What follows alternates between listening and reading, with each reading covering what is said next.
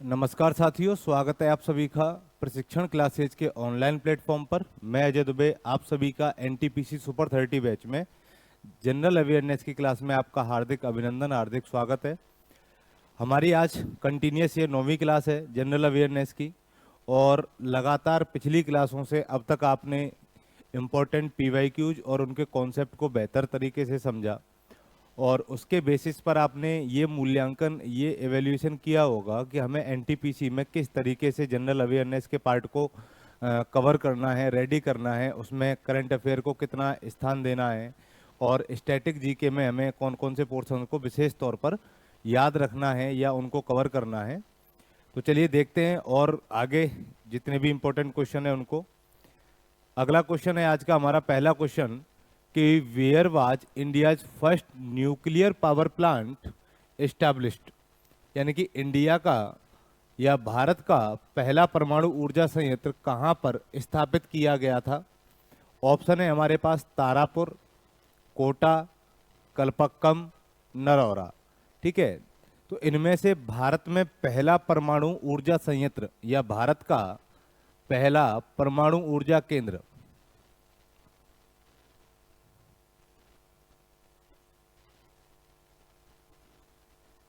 कहां पर स्थापित किया गया था। तो देखिए उसका राइट आंसर है महाराष्ट्र। तो महाराष्ट्र में एक जिला पड़ता है आपका पालघर जिला। तो पालघर के महाराष्ट्र में आपका पहला परमाणु ऊर्जा संयंत्र खोला गया था, जिसका नाम था तारापुर परमाणु संयंत्र।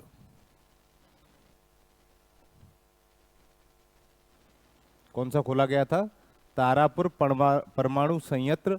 ये ऊर्जा स्टेशन आपका 1961 में बनना शुरू हुआ था, यानी कि इसकी जो नींव रखी गई थी वो 1961 में रखी गई थी, और इसका जो संचालन है या ये रनिंग में आया आपका 1969 से, यानी कि 1969 से आपका ये परमाणु ऊर्जा संयंत्र आपका रनिंग में आया था। और एक सवाल यहाँ से आमतौर पर और पूछा जाता है, वो ये है कि तारापुर परमाणु ऊर्जा संयंत्र को किस देश के सहयोग से स्थापित किया गया था। तो इसको अमेरिका के सहयोग से स्थापित किया गया था, ये पॉइंट भी आपको याद रखना है। किसके सहयोग से किया गया था? अमेरिका के सहयोग से इसको स्थापित किया गया था। और इसकी जो ऊर्जा क्षमता है, यानी कि कितनी एनर्जी यहां से प्रोड्यूस होती है, तो इसकी ऊर्जा क्षमता भी आपसे पूछेगा, एनर्जी कैपेसिटी कितनी है इसकी, तो वो है 1000 मेगावाट। कि यहाँ पर जितने भी रिएक्टर लगाए गए हैं उनसे टोटल बिजली का जो उत्पादन है वो कितने मेगावाट होता है? 1000 मेगावाट होता है। ये किस सन में इसकी नींव रखी गई? 1961 में। इसने कब से अपना कार्य करना प्रारंभ किया? 1969 से। अमेरिका के सहयोग से स्थापित किया गया, और इसकी ऊर्जा क्षमता 1000 मेगावाट है, और ये महाराष्ट्र के पालघर जिले में स्थित है। तो इस क्वेश्चन का जो राइट आंसर है आपका ए हो जाएगा। अगला है आपका नरौरा, जो है ये यूपी में है आपका, और कोटा में आपका रावत वाटा है। ये भी थोड़ा सा याद रखना कि ये कौन कौन सी जगह पर हैं। ठीक है, रावत वाटा रिसेंट में जो है वो चित्तौड़गढ़ जिले में आता है, कोटा के ही जस्ट समीप स्थित है। अगला सवाल, मेक इन इंडिया पहल कब शुरू की गई थी? तो देखिए मेक इन इंडिया प्रोग्राम बोल लीजिए या मेक इन इंडिया पहल बोल लीजिए, बात एक ही है। तो मेक इन इंडिया की शुरुआत मोदी जी जब सत्ता में आए थे तब की गई थी। तो नरेंद्र मोदी का पहला जो शासन था वो 2014 से लेकर के 2019 के बीच में रहा, और इसी समय पर आपका मेक इन इंडिया प्रोग्राम आया था 25 सितंबर 2014 को। डेट भी पूछ लेता है कई बार कि कौन सी तिथि को या कौन सी तारीख को। तो 25 सितंबर 2014 को ये प्रोग्राम लाया गया था, जिसका मुख्य उद्देश्य क्या था? इसका मुख्य उद्देश्य था एक तो नवाचार को बढ़ावा देना, सर्वोत्तम बुनियादी ढांचे का निर्माण करना, कौशल विकास को बढ़ावा देना, और निवेश को सुविधाजनक बनाना। निवेश को सुविधाजनक बनाना इसके उद्देश्यों में आपको याद रखने हैं।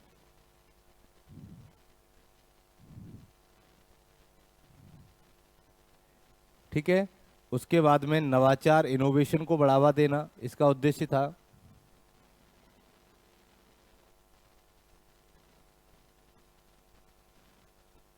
सर्वोत्तम बुनियादी ढांचे का निर्माण करना,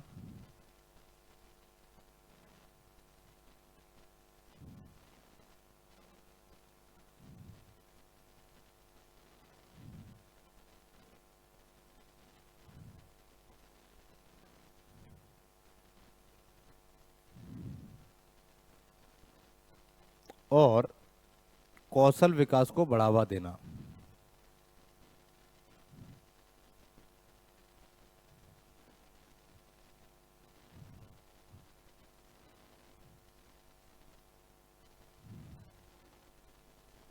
ठीक है, ये इसके कुछ उद्देश्य आपको याद रखने हैं। तो राइट आंसर क्या होगा इसका? बी हो जाएगा। इसके बाद में डिजिटल इंडिया प्रोग्राम आया, बहुत सारे प्रोग्राम मोदी जी ने लॉन्च किए नवाचार को बढ़ाने के लिए, इनोवेशन को बढ़ाने के लिए, या ये कहें कि डिजिटलाइजेशन के लिए। मोदी जी ने आते ही बहुत सारी चीज़ें लॉन्च की थी, तो इसमें से एक है आपका मेक इन इंडिया प्रोग्राम, जो 2014 में लॉन्च किया गया था। और ये इसके कुछ उद्देश्य आपको याद रखने हैं। अगला सवाल क्या है? विश्व पर्यावरण दिवस कब मनाया जाता है? तो वर्ल्ड एनवायरमेंट डे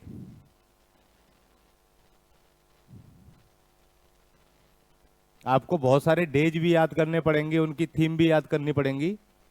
तो वर्ल्ड एनवायरमेंट डे कब मनाया जाता है? ऑप्शन है आपका 22 अप्रैल, 5 जून, 16 सितंबर और 10 दिसंबर। तो इनमें से विश्व पर्यावरण दिवस की तिथि कौन सी है? किस तिथि को विश्व पर्यावरण दिवस मनाया जाता है? तो ये है दोस्तों आपका 5 जून। तो हर साल 5 जून को इको डे या एनवायरमेंट डे सेलिब्रेट किया जाता है। और 1972 में सबसे पहले इसको मान्यता दी गई थी, किसकी? दिवस के रूप में।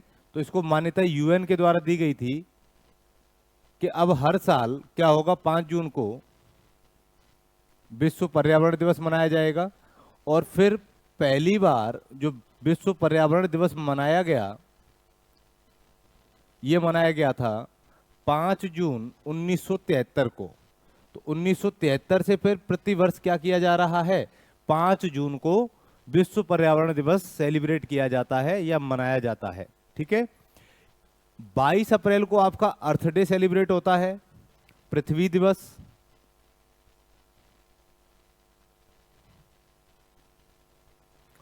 सोलह सितंबर को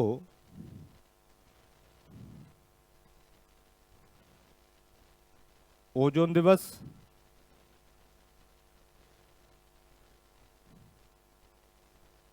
और 10 दिसंबर को आपका मानवाधिकार दिवस मनाया जाता है।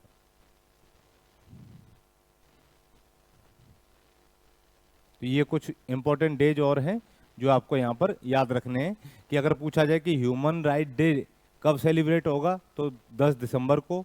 16 सितंबर को आपको ओजोन दिवस मनाया जाता है। 5 जून को आपको विश्व पर्यावरण दिवस मनाया जाता है। और 22 अप्रैल को आपका पृथ्वी दिवस मनाया जाता है। तो यहाँ जो क्वेश्चन पूछा गया आपका कि विश्व पर्यावरण दिवस कब मनाया जाएगा, तो राइट आंसर आपका बी होगा यहाँ पर। ठीक है, बहुत इजी क्वेश्चन यहाँ से एनटीपीसी में आपसे पूछे जाते हैं, बस थोड़ा सा इनको अच्छे तरीके से याद रखना है। अगला सवाल है कि भारतीय रिजर्व बैंक की स्थापना कब हुई थी? तो डायरेक्ट क्वेश्चन पूछा गया आरबीआई की स्थापना से। तो आरबीआई की स्थापना पर पहुंचने से पहले हम थोड़ा सा ये देख लें कि सबसे पहले 1806 में, 1840 में, 1843 में हमारे यहाँ 3 प्रेसिडेंसी बैंकों की स्थापना हुई थी। तो 1806 में कलकत्ता प्रेसिडेंसी बैंक खोला गया था, 1840 में आपका बॉम्बे प्रेसिडेंसी बैंक ओपन हुआ था, और 1843 में आपको मद्रास प्रेसिडेंसी बैंक खोला गया था। बाद में चल के इन तीनों बैंकों का विलय किया गया और एक नया बैंक बना आपका इंपीरियल बैंक। तो इंपीरियल बैंक की स्थापना इन तीनों बैंकों को मर्ज करके की गई थी 1921 में। फिर बैंकिंग सुधारों के लिए अंग्रेजों ने एक आयोग का गठन किया जिसे हम लोग शाह आयोग के नाम से जानते हैं। शाही आयोग आया हिल्टन यंग की अध्यक्षता में। और हिल्टन यंग की अध्यक्षता में जब शाही कमीशन यहाँ भारत आया था, तो उनको ये सुझाव दिया गया था कि भारत में जाके आप डॉक्टर भीमराव अंबेडकर से मिलिए, क्योंकि उस समय भीमराव अंबेडकर अपनी पीएचडी कंप्लीट कर चुके थे इंडियन रुपी की प्रॉब्लम्स पर, जिसका सब्जेक्ट था प्रॉब्लम्स ऑफ इंडियन रुपीज। और फिर जब वो यहाँ मिले तो उन कमेटी के वो सदस्य बने, और सदस्य बनने के बाद में जो भी रिकमेंडेशंस उन्होंने सौंपी उसके बेसिस पर अब 1934 में एक एक्ट पारित हुआ जिसे हम लोग आरबीआई एक्ट के नाम से जानते हैं। तो आरबीआई एक्ट आपका 1934 में आता है, और इसी के बेसिस पर 1 अप्रैल 1935 को आरबीआई की स्थापना होती है। तो जिस समय आरबीआई की स्थापना की गई थी उस समय इसका जो मुख्यालय है या इसका जो हेडक्वार्टर है वो कोलकाता में खोला गया था। उसके बाद में 1937 में इसका मुख्यालय कोलकाता से बंबई ट्रांसफर कर दिया गया था।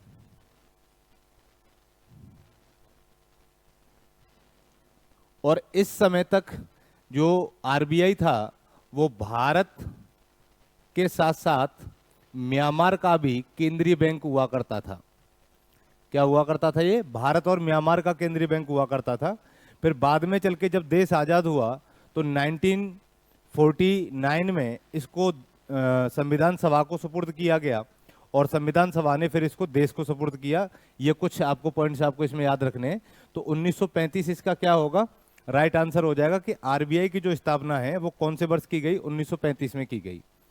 अगला सवाल है कि संविधान के किस अनुच्छेद में आपातकालीन प्रावधान दिए गए हैं? तो लास्ट वीडियो में भी मैंने इनको काफी ब्रीफली समझाया था कि हमारे जो इमरजेंसी प्रोविजंस हैं वो कौन से अनुच्छेद में हैं, किस भाग में हैं।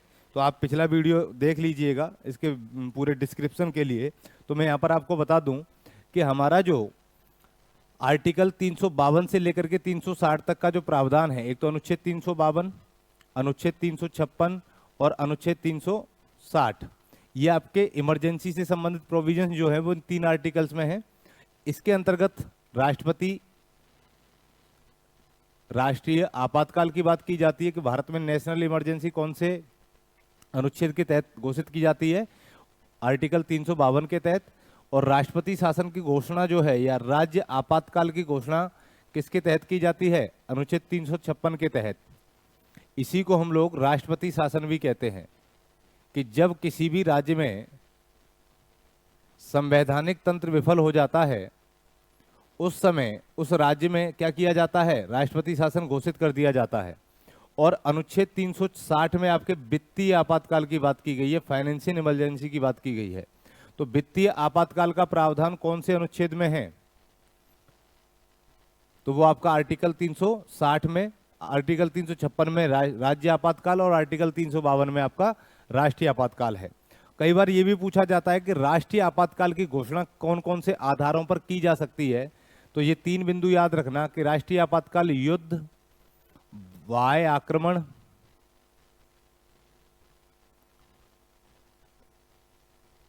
और सशस्त्र विद्रोह के आधार पर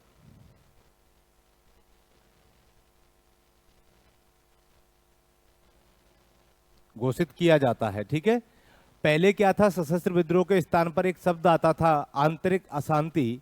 तो आंतरिक अशांति शब्द को 44 में संविधान संशोधन के द्वारा बदल दिया गया और उसके स्थान पर एक नया शब्द जोड़ा गया जिसे हम सशस्त्र विद्रोह कहते हैं। और जब भी भारत में आपातकाल की घोषणा होती है उस समय लोगों के मूल अधिकारों का निलंबन हो जाता है। क्या होता है? मूल अधिकारों का निलंबन आपातकाल की घोषणा में किया जाता है। और वो भी कब? जब युद्ध और बाह्य आक्रमण के आधार पर आपका राष्ट्रीय आपातकाल लगेगा। तो एक चीज और याद रखिए कि जब युद्ध और बाह्य आक्रमण के आधार पर राष्ट्रीय आपातकाल की घोषणा राष्ट्रपति करता है तो हमारा अनुच्छेद 19 जिसमें दे रखा है वाक एवं अभिव्यक्ति की स्वतंत्रता,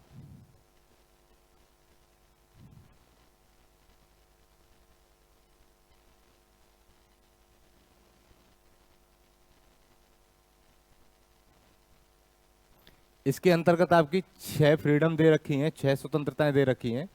तो जैसे ही अनुच्छेद 352 के तहत राष्ट्रीय आपातकाल की घोषणा की जाती है दोस्तों, तो आर्टिकल 19 आपका स्वतः ही निलंबित हो जाता है। ये क्या हो जाता है? आपका स्वतः ही निलंबित हो जाएगा, इसको करने की आवश्यकता नहीं पड़ती है।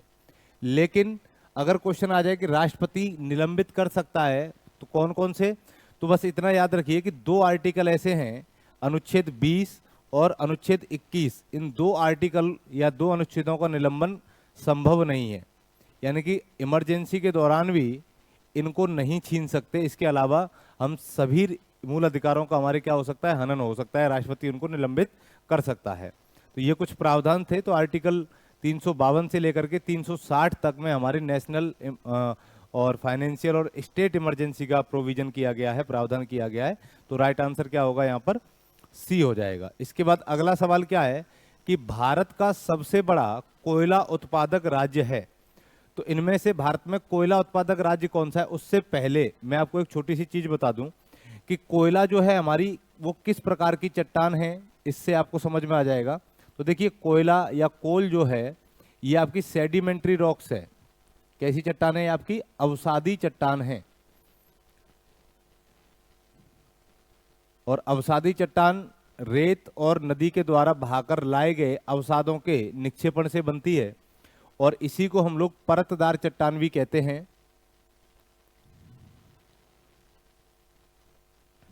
ठीक है, यही हमारी क्या है, आपकी परतदार चट्टान है।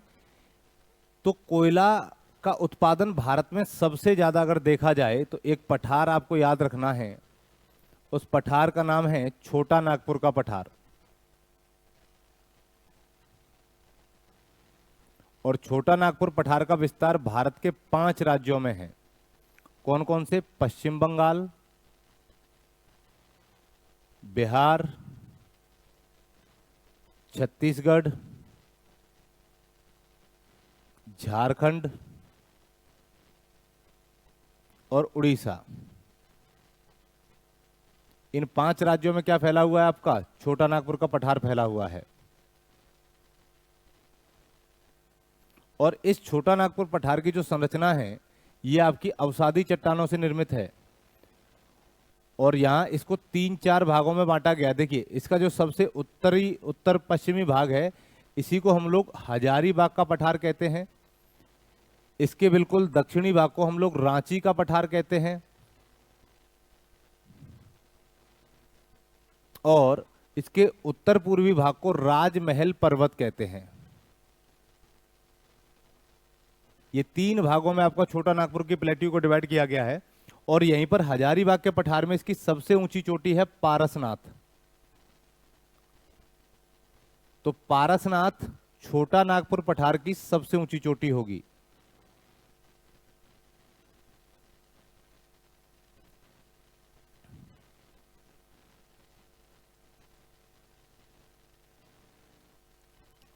छोटा नागपुर पठार की सबसे ऊंची चोटी कौन सी है दोस्तों, तो वो है आपकी पारसनाथ, जो हजारीबाग के पठार में स्थित है। अब यहां से 2 नदियां बहती हैं। एक नदी है आपकी दामोदर नदी,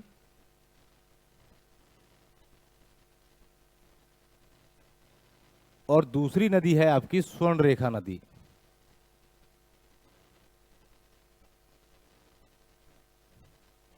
दामोदर छोटा नागपुर पठार की सबसे बड़ी नदी है,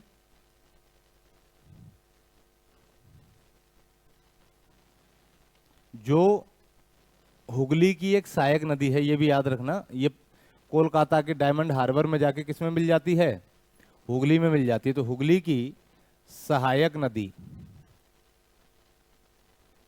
और सबसे ज्यादा कोयला जो है भारत में वो इसी नदी बेसिन में पाया जाता है। कहां पाया जाता है, इसी नदी बेसिन में पाया जाता है सर्वाधिक कोयला। इसलिए दामोदर नदी बेसिन को भारत का रूर प्रदेश भी कहते हैं।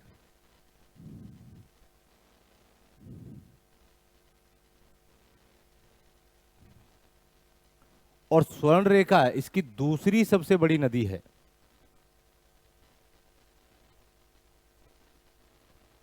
और इसी स्वर्णरेखा नदी पर एक जलप्रपात है, हुंडरू जलप्रपात या हुंडरू वाटरफॉल, रांची के पास में है।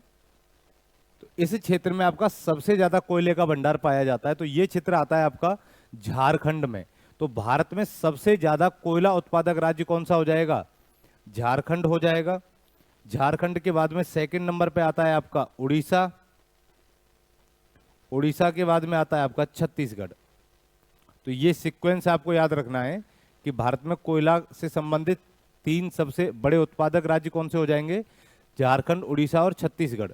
ठीक है, ये वाला रीजन।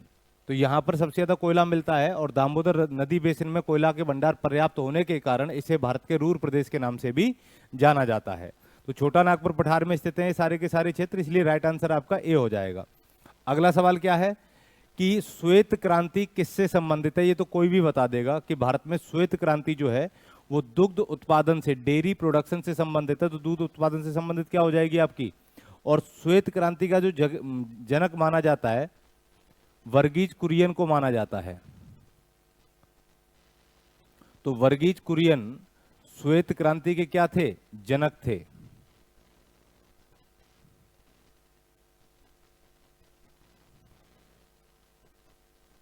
उसके बाद कृषि उत्पादन से संबंधित जो है वो आपकी हरित क्रांति है। और हरित क्रांति के जो जनक माने जाते हैं वो एम.एस. स्वामीनाथन हैं। 1966 में एम.एस. स्वामीनाथन भारत में हरित क्रांति के जनक माने गए। और पेट्रोलियम क्रांति जो है या खनिज तेल से संबंधित जो क्रांति होती है उसे हम काली क्रांति कहते हैं। और मत्स्य पालन या मछली पालन से संबंधित क्रांति को नीली क्रांति के नाम से जाना जाता है। तो ये कुछ पॉइंट्स आपको यहाँ पर याद रखने हैं। तो श्वेत क्रांति आपकी दुग्ध उत्पादन से संबंधित है, हरित क्रांति आपकी कृषि उत्पादन से संबंधित है, गोल क्रांति आपकी आलू से संबंधित है, काली क्रांति आपकी पेट्रोलियम कोयला से संबंधित है, और मत्स्य पालन से आपकी नीली क्रांति है। गुलाबी क्रांति जो है वो झींगा उत्पादन और टमाटर से संबंधित है लाल। ठीक है, तो इस तरीके से आपको ये कुछ क्रांति याद रखनी, रिवॉल्यूशन याद रखने हैं कृषि के क्षेत्र में। यहाँ से भी बहुत सारे क्वेश्चन आपको देखने को मिल जाते हैं। अगला सवाल है कि सत्यमेव जयते कहाँ से लिया गया है। तो सत्यमेव जयते सबने सुना होगा, ये हमारे भारत के राष्ट्रीय चिन्ह में भी लिखा हुआ है सत्यमेव जयते। अशोक ने अपने शिलालेखों में भी सत्यमेव जयते का चर्चा किया था। तो इसका जो उत्पादन है, इसका जो चर्चा किया गया है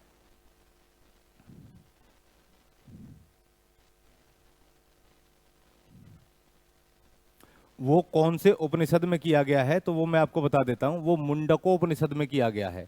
तो सत्यमेव जयते को किस उपनिषद से ग्रहण किया गया, तो मुंडको उपनिषद से ग्रहण किया गया। ये चीज आपको याद रखनी है। ऋग्वेद जो है, ऋग्वेद भारत का सबसे प्राचीनतम वेद है।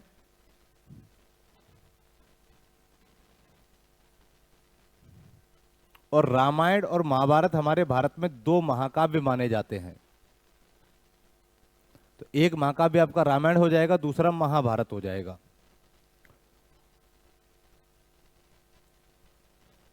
एक की रचना किसमें की गई, अवधी में की गई, संस्कृत में की गई। और महाभारत की रचना भी संस्कृत में की गई थी, लेकिन बाद में इसका ट्रांसलेशन होता रहा। स्टार्टिंग में इसको जय संहिता के नाम से जाना जाता था। पुराना नाम क्या है महाभारत का अगर पूछ लिया जाए तो जय संहिता है। और इसका सबसे बड़ा जो पर्व है 18 पर्वों में, वो सबसे बड़ा पर्व माना जाता है भीष्म पर्व को। अगला सवाल, निम्नलिखित में से कौन सा एक ज्वालामुखी द्वीप है। लक्षद्वीप, अंडमान निकोबार, बायरन द्वीप, कार निकोबार। तो इनमें से कौन सा द्वीप ज्वालामुखी द्वारा निर्मित है। तो देखिए भारत में जो ज्वालामुखी पाए जाते हैं वो कौन कौन से हैं। तो 3 ज्वालामुखी भारत में पाए जाते हैं दोस्तों। पहला है आपका बैरन द्वीप, और ये भारत का एकमात्र सक्रिय ज्वालामुखी है।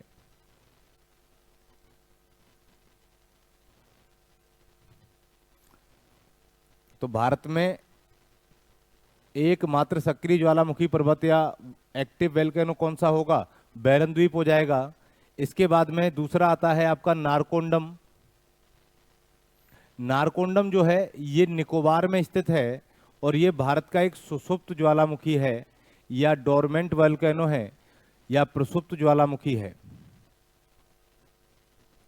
और एक आपने नाम सुना होगा डालमा हिल का, जो छोटा नागपुर पठार में है। डालमा हिल ये आपका डेड वोल्केनो है, मृत ज्वालामुखी है।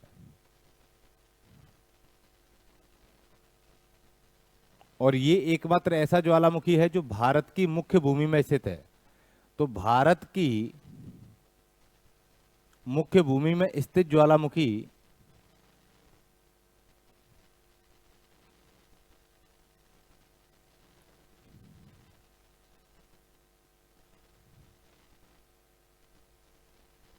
कौन सा हो जाएगा आपका? बैरन, ये डालमा हिल हो जाएगा। तो यहां पर पूछा गया कि निम्न में से कौन सा एक ज्वालामुखी द्वीप है। तो ज्वालामुखी द्वीप आपका बैरन द्वीप है। बैरन आइलैंड है जो अंडमान निकोबार में स्थित है। और अंडमान निकोबार द्वीप 572 छोटे छोटे द्वीपों का एक समूह है, इसीलिए इसको द्वीप समूह कहते हैं। और लक्षद्वीप का जो निर्माण हुआ दोस्तों, ये कोरल रीफ से हुआ है, प्रवाल भित्तियों से हुआ है। तो प्रवाल भित्ति से निर्मित ज्वालामुखी वो द्वीप कौन सा हो जाएगा आपका? लक्षद्वीप हो जाएगा। इसकी राजधानी कवारत्ती है और अंडमान निकोबार की राजधानी पोर्ट ब्लेयर है। ठीक है, चलिए अगला सवाल। भारतीय राष्ट्रीय कांग्रेस की स्थापना किस वर्ष हुई थी? तो in which year was the Indian National Congress founded? तो ईयर सबको पता होगा, 1885 में कांग्रेस की स्थापना की गई। कांग्रेस की स्थापना की एक अंग्रेजी अधिकारी ने, जिनका नाम था A.O. ह्यूम। तो कांग्रेस के संस्थापक पूछे जाए तो कौन है? A.O. ह्यूम होंगे। ठीक है, और इसकी जो स्थापना की गई थी वो की गई थी मुंबई में, बॉम्बे में। और पहले इसकी स्थापना की जानी थी कहां पर आपकी? पुणे में। लेकिन पुणे में प्लेग फैल गया था, हैजा फैल गया था, तो हैजा के कारण पुणे से इसको मुंबई में लाया गया। और जिस स्थान पर इसकी स्थापना की गई उस कॉलेज का नाम था गोकुलदास तेजपाल संस्कृत कॉलेज।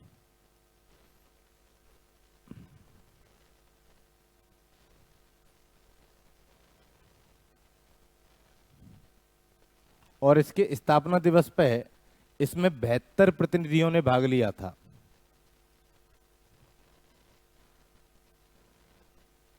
ठीक है, और एक चीज याद रखना कि मुंबई के गोकुलदास तेजपाल संस्कृत कॉलेज में इसकी स्थापना हुई और इसके पहले अधिवेशन के जो अध्यक्ष थे वो थे व्योमेश चंद्र बनर्जी, WC बनर्जी।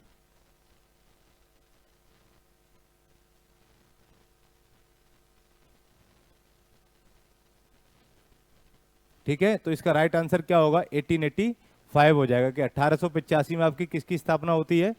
कांग्रेस की स्थापना होती है। अगला सवाल, भारत का मैनचेस्टर किसे कहते हैं? तो देखिए मैनचेस्टर का मीन्स किससे संबंधित है? तो मैनचेस्टर आपका सूती वस्त्र उद्योग से संबंधित है।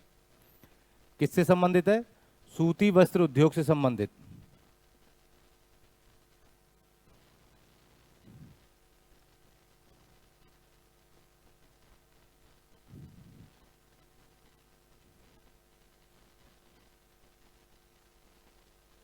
तो सूती वस्त्र उद्योग से कैसे संबंधित होगा? तो देखो भारत में कौन से स्थान पर सबसे ज्यादा सूती वस्त्र का उत्पादन किया जाता है उसके बेसिस पर यह क्वेश्चन पूछा गया है।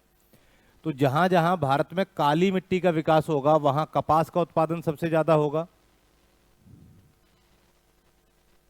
ठीक है, तो ये आपका भारत है। और भारत के इस क्षेत्र में एक सेकंड,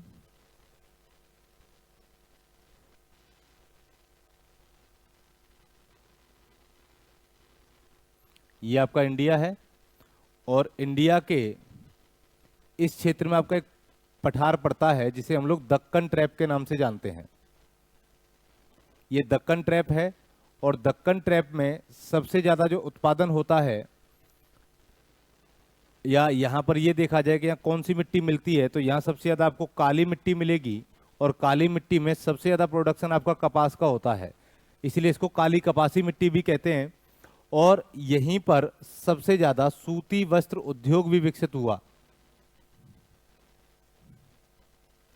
तो दक्कन ट्रैप का जो विस्तार है दोस्तों वो सबसे ज्यादा महाराष्ट्र में है, इसके बाद गुजरात में है। तो गुजरात में यहां पर अहमदाबाद नाम का एक स्थान पड़ता है, तो यहां आपका सबसे ज्यादा सूती वस्त्र उद्योग है, इसलिए अहमदाबाद को भारत का मैनचेस्टर कहते हैं।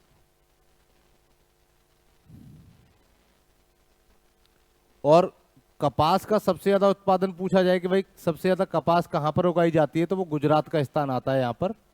गुजरात मूंगफली और कपास के प्रोडक्शन में भारत में सबसे टॉप पर है। और अगर ये पूछा जाए कि उत्तर भारत का मैनचेस्टर कौन सा है, तो कानपुर का नाम आपने सुना होगा।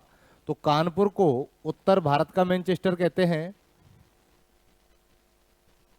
या उत्तरी भारत का मैनचेस्टर कहा जाता है। और अगर दक्षिणी भारत का मैनचेस्टर पूछा जाए तो तमिलनाडु में एक जगह पड़ती है कोयम्बटूर। तो कोयम्बटूर को दक्षिण भारत का मैनचेस्टर कहते हैं।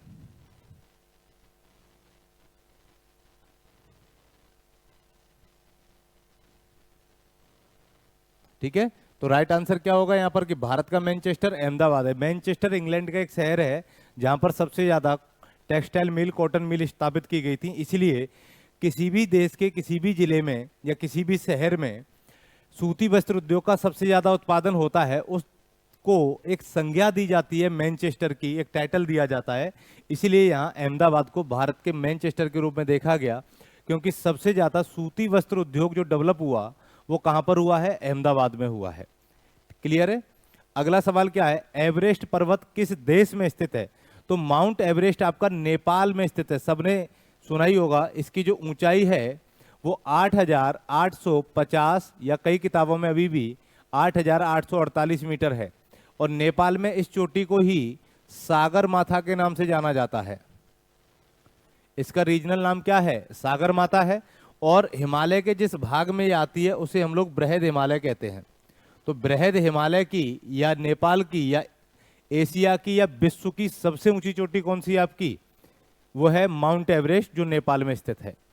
इसके बाद में अगला सवाल क्या है, महात्मा गांधी ने नमक सत्याग्रह किस वर्ष प्रारंभ किया था? इसी नमक सत्याग्रह को दोस्तों हम लोग दांडी मार्च के नाम से जानते हैं। किस नाम से जानते हैं, दांडी मार्च के नाम से जानते हैं। और दांडी मार्च का जो प्रारंभ हुआ था वो 12 मार्च 1930 को हुआ था। और 12 मार्च 1930 से 6 अप्रैल 1930 तक दांडी मार्च किया गया था, जिसके तहत लगभग 390 किलोमीटर पैदल यात्रा की गई थी। कहां से कहां तक, तो ये पैदल यात्रा आपकी साबरमती आश्रम से लेकर के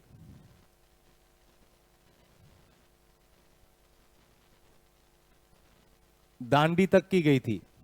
और इसका जो नेतृत्व किया था वो महात्मा गांधी ने किया था। इसी को हम लोग नमक तोड़ो कानून भी कहते हैं।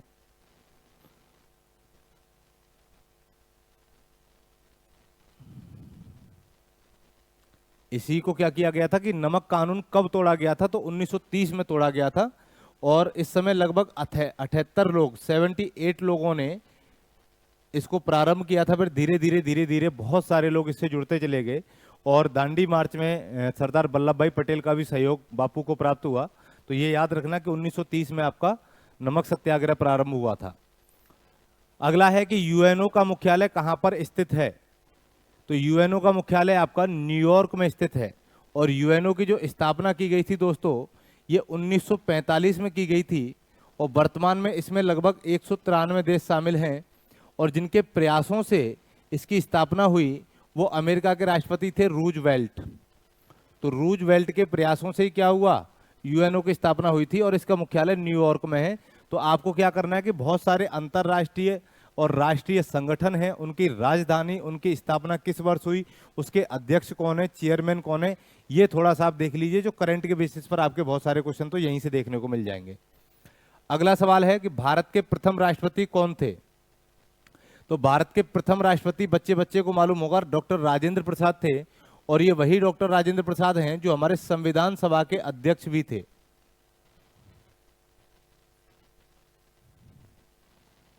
और इनको भारत का प्रथम राष्ट्रपति निर्वाचित नहीं किया गया था, बल्कि इनको चुना गया था। तो ये निर्विरोध क्या हुए थे, भारत के पहले राष्ट्रपति बने थे। और इनको भारत के पहले राष्ट्रपति के रूप में चुना गया था 24 जनवरी 1950 को। यानी कि जिस दिन हमारा संविधान लागू हुआ था उससे 2 दिन पहले ही इन्हें भारत का राष्ट्रपति घोषित कर दिया गया था। तो डॉक्टर राजेंद्र प्रसाद जो हैं वो भारत के प्रथम राष्ट्रपति हैं। और पंडित जवाहरलाल नेहरू भारत के प्रथम प्रधानमंत्री हैं। तो ये बेसिक सवाल आपको आते ही होंगे ठीक है, तो ये था आज का हमारा last question. Thank you so much. उम्मीद करता हूं कि बहुत बेहतरीन तरीके से आप लोगों ने समझा होगा। तब तक के लिए आप मस्त रहिए, व्यस्त रहिए। Thank you.